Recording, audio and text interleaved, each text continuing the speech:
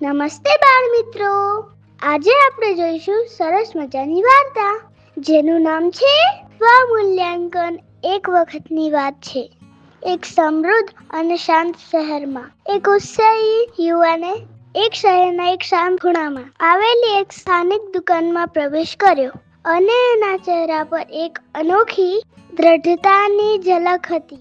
નમસ્કાર ભાઈ, શું હું તમારા મોબાઈલમાંથી એક કોલ કરી શકું? હા, જરૂર.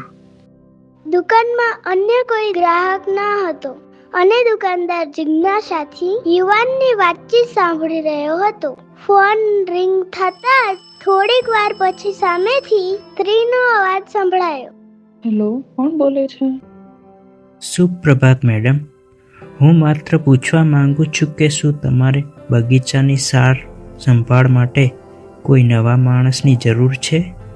ના ભાઈ, મેં પહેલેથી જ એક માણસ કામે રાખ્યો છે. મેડમ, હું એ જ કામ તમારે હાલ આપતા પગારના અડધા ભાગે કરીશ. હું મારી શ્રેષ્ઠ સેવા આપીશ. માફ કરશો ભાઈ, પણ જે વ્યક્તિ મારું કામ કરે છે એનું કામ મને ઉત્તમ લાગે છે.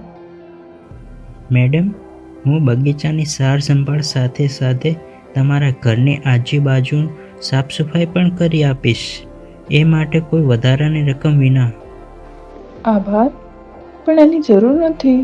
હું મારી હાલની સેવા સાથે ખુશ છું. એક મિનિટ દીકરા, મેં તારી વાતચીત સાંભળી. એ મેડમે તને કામ આપવાની ના પાડી, પણ તું તો ખુશ દેખાય છે. એ શા માટે? સર, મને કામની જરૂર નથી. તો પછી તું આ મેડમને કામ માટે આટલી આજીજી શા માટે કરતો હતો? સર, હું એ જ મેડમ માટે કામ કરું છું. મેં તો એમની સાથે એવું જાણવા માટે વાત કરી કે શું એ મારા કામથી ખુશ છે કે નહીં.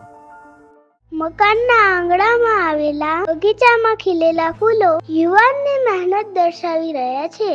ઝરૂખામાંથી મકાન માલિક એના કામને જોઈ રહી હતી અને તેના ચહેરા પર સંતોષની ઝલક હતી. સ્વમૂલ્યાંકન એ વ્યક્તિને પોતાની ભૂલોને સુધારવાની અને સાચી દિશામાં આગળ વધવાની તક આપે છે. સ્વમૂલ્યાંકન દ્વારા પોતાની કાર્યક્ષમતાનું સાચું મૂલ્યાંકન મળે છે. પોતાનું વર્તન સુધારવા અને માલિકના પોતાના કામથી संतोष માટે પણ જરૂરી બને છે. इस वीडियो को लाइक करें, शेयर करें और हमारी स्टोरी किड्स चैनल को सब्सक्राइब करें.